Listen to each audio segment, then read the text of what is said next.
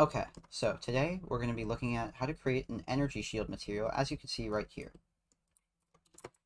So as you can see, it's kind of blue in color right now. This is the material instance, and there's a lot of parameters you can tweak.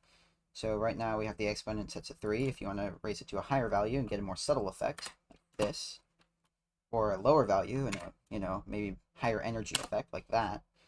And then you can also adjust the color of the shield. So let's say we want it to be like purple, or maybe red.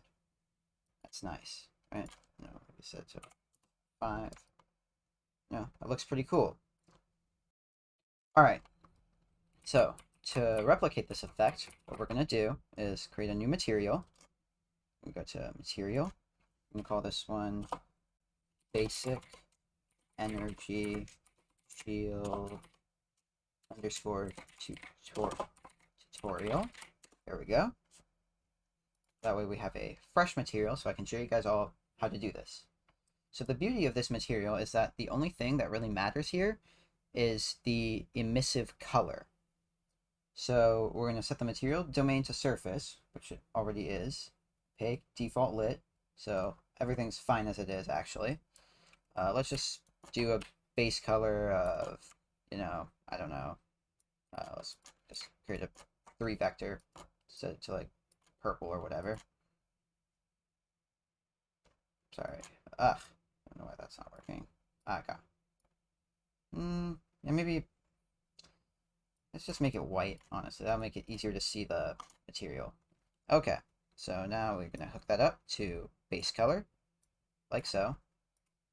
And this will work on literally any material you have, so like a character, a wall, whatever, because the only thing we are going to be messing with is the emissive color. So to start out, we're going to add a, just hold down 4, click, that'll give you a constant 4 vector. Convert it to a parameter, and we're going to name this color. Alright, let's make the default value blue, got sci-fi blue. That's usually the most common energy shield color you see in stuff like Star Wars. We're going to hook that up to a multiply node, just like that. And now we are going to add a Fresnel node, dragging off of this B.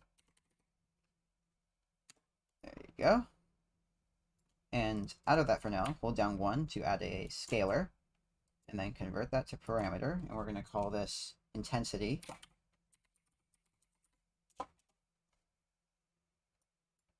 And then we are going to get a transform vector. So we're going to create a texture sample first. And this is going to kind of determine the texture of our shield. Going off of that, transform. So transform tangent space to world space, because this is going to be our normal. And here we're going to just get the hex normal like that, which will be included if you have the starter content. And if not, you can always import the starter content in whatever game you're using if you did not include starter content when you create the file. So hook that up to exponent in. I'm going to set the default value to 2. And now we hook up the multiply to the emissive color. And now you get the shield, as you can see here. I'm going to just hit save.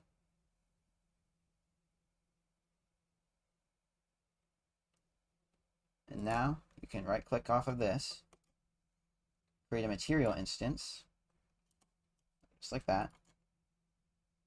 And now when you open it up, click this, expose the color, or the intensity, and bam!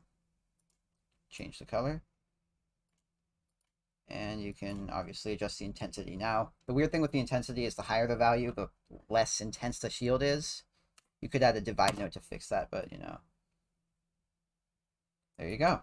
In a future tutorial I'll be making, we can go into more depth with creating more advanced shield materials using panning and whatnot. But that's it for today. Thanks for watching.